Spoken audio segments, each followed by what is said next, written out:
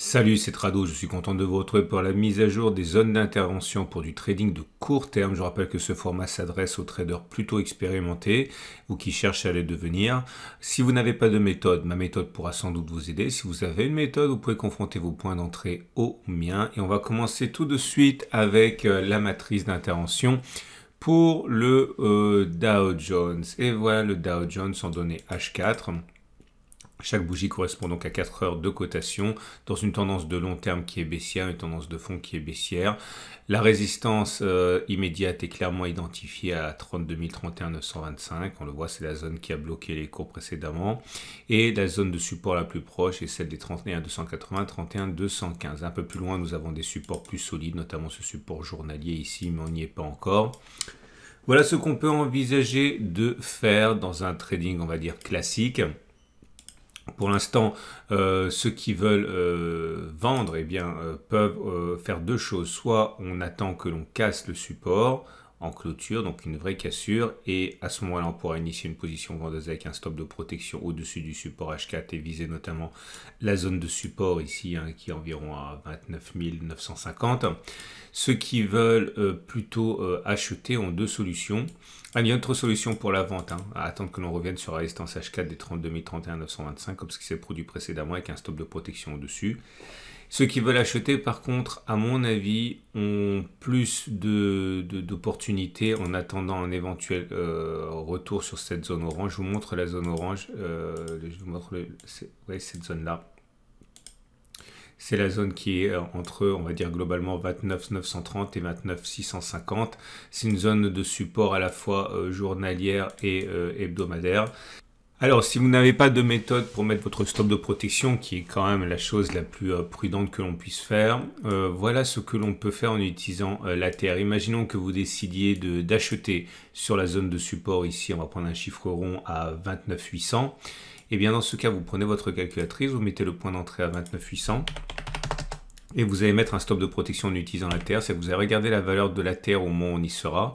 Je dis n'importe quoi, imaginons qu'on soit à 295 au moment où on y est. Eh bien, vous enlevez 295 et ça vous donne un stop de protection à 29 505. Alors 29 505, juste pour illustrer, ça donne à peu près cette zone-là. Voilà, 29 505. Et l'objectif, eh bien, il faut au moins qu'il soit à la même distance vers le haut que la distance au stop de protection pour gagner plus si on a raison que l'on ne perd si on a tort, avec un taux de succès de 50%. Donc voilà pour la position acheteuse. Maintenant, si vous voulez spéculer à la baisse, on va prendre un scénario. Imaginons que l'on revienne ici sur la zone des 31, on va dire 32 000, ok, et que vous rentrez en position à 32 000. Eh bien, vous prenez votre calculatrice, vous mettez 32 000.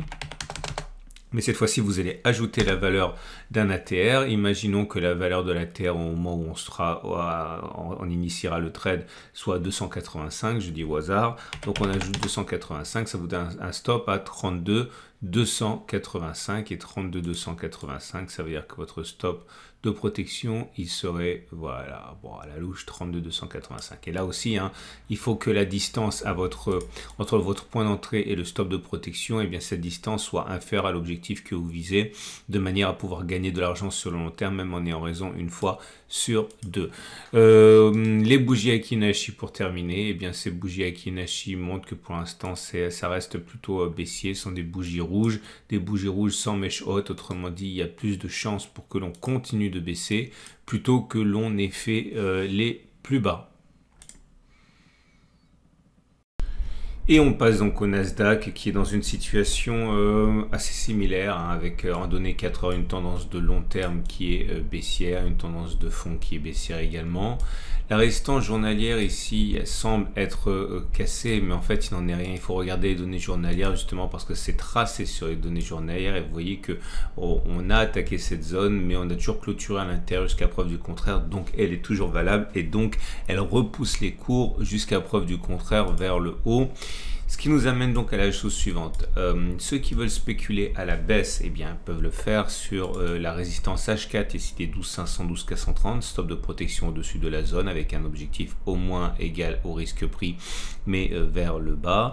Autre solution pour les vendeurs, eh bien attendre que l'on casse le support H4 des 12,045 12000 en clôture 4 heures. Donc attention, il ne faut pas simplement une mèche, il faut vraiment clôturer en dessous, stop de protection au-dessus de la zone. Ceux qui veulent acheter par contre peuvent le faire sur la zone actuelle, notamment parce qu'on l'aura compris, on est sur un support H4 12,45 12000, c'est la zone qui nous a déjà empêché de baisser depuis jeudi même, mais on a également cette zone orange là, dont on a dit que c'était un support qui avait fonctionné jusqu'à preuve du contraire, stop de protection en dessous de la zone bleue, objectif aller vers le haut avec une distance au moins égale au stop de protection. Les bougies Aiki Nashi pour l'instant elles sont toujours baissières, vous voyez ce sont des bougies rouges. Pour l'instant encore une fois, rien ne permet de dire que la baisse soit terminée. Et on passe au CAC 40, le CAC 40 avec une tendance de long terme qui est baissière, une tendance de fond qui est baissière en données 4 heures. Nous sommes au contact d'une énorme zone de support, confluence entre une zone de support hebdomadaire, zone de support journalière et support H4. Autrement dit, la progression vers le bas n'est pas aisée. Il demeure que la tendance est baissière. Deux solutions. Ceux qui veulent spéculer à la baisse, à mon avis, attendent que l'on revienne sur la résistance H4, 61, 75, 61, 55. Stop de protection au-dessus de la zone. C'est en gros ce qu'ont fait déjà les traders ici. Et parier sur une continuation de la baisse. Ceux qui veulent acheter peuvent tenter leur chance sur toute cette zone orange, mais en particulier sur la zone orange, en fait la zone grise ici, mais en particulier sur la zone orange ici avec un stop de protection en dessous de la zone. Les plus nerveux peuvent tenter d'acheter sur la zone de support H4 des 77 6006 avec un stop de protection en dessous de la zone bleue. Les bougies Aiki Nashi montrent que pour l'instant ce n'est pas haussier, loin s'en faut, c'est rouge et là aussi une continuation de la baisse est absolument envisageable. Et voilà le DAX 40 en tendance de long terme baissière, en tendance de fond baissière sur les données 4 heures, dans une énorme zone de support. Ici, les 13 12 400, je vous montre les données hebdomadaires pour vous en convaincre. Regardez, c'est la zone grise ici, sur laquelle on a systématiquement rebondi. Donc même si elle est très large pour faire de l'intraday et du day trading, ça reste quand même une zone difficile à négocier pour les spéculateurs à la baisse, parce que c'est globalement une zone d'achat pour les plus haussiers d'entre vous. Regardez également la zone de vente ici, c'est une zone orange, la zone de résistance journalière, elle est indéniable également, on a échoué à son contact, c'est 13 154 12 935. En tout cas, ceux qui ont un biais haussier attendent sans doute que l'on ait des signes de rebond dans toute cette zone grisée, en particulier sur la zone de support H4 des 12 632 12 630, stop de protection en dessous de la zone. Ceux qui ont plutôt envie de spéculer à la baisse, à mon avis, attendent que l'on revienne sur la zone orange ou encore mieux sur la zone bleue ici, des 13 154 12 935, stop de protection au-dessus de la zone, mais attention, je l'ai déjà dit, spéculer à la baisse dans cette zone, grande zone grise et dangereuse au regard du fait qu'il s'agit globalement d'une zone de support. Je pense qu'il y a plus facile à trader sur la méthode classique que le DAX 40 cette semaine. Bougie Aiki Nashi plutôt baissière, vous voyez, c'est rouge.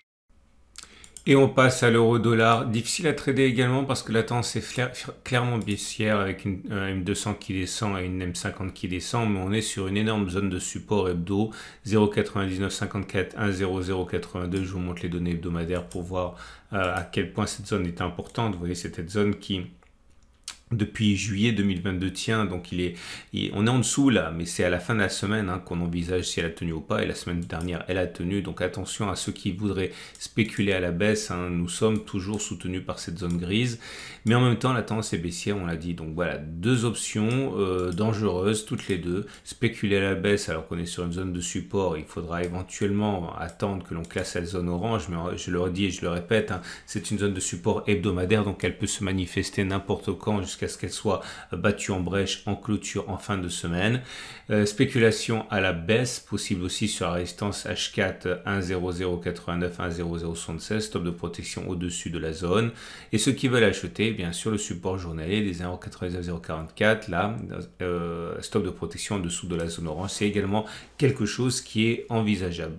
Bougie Aiki Nashi baissière, évidemment, il est plus plausible que l'on continue de baisser plutôt qu'on ait terminé de baisser, et je le répète, tendance haussière, tendance baissière, pardon, avec M200 qui descend et M50 qui descend également.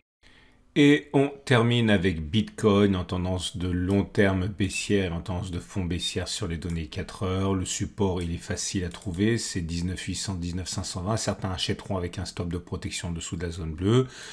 Les vendeurs attendront peut-être que l'on revienne sur les 20 580, 20 400, comme ce qui s'est produit préalablement avec un stop de protection au-dessus de la zone bleue. Les bougies Equinashi montrent que pour l'instant c'est plutôt favorable avec des cours qui se redressent, des bougies vertes. Néanmoins, ce ne sont pas des grandes bougies vertes. Et puis à bien y regarder, la dernière a même une mèche basse. Donc c'est haussier, mais ce n'est pas extrêmement haussier pour l'instant. Attention, encore une fois, j'insiste, la tendance est toujours baissière, surtout en dessous de la M50, en dessous de la M200. On a fait le tour des zones d'intervention pour la semaine. Je vous rappelle que si vous avez aimé le format, eh bien vous pouvez vous abonner à ma chaîne pour ne pas louper les mises à jour, c'est toutes les semaines.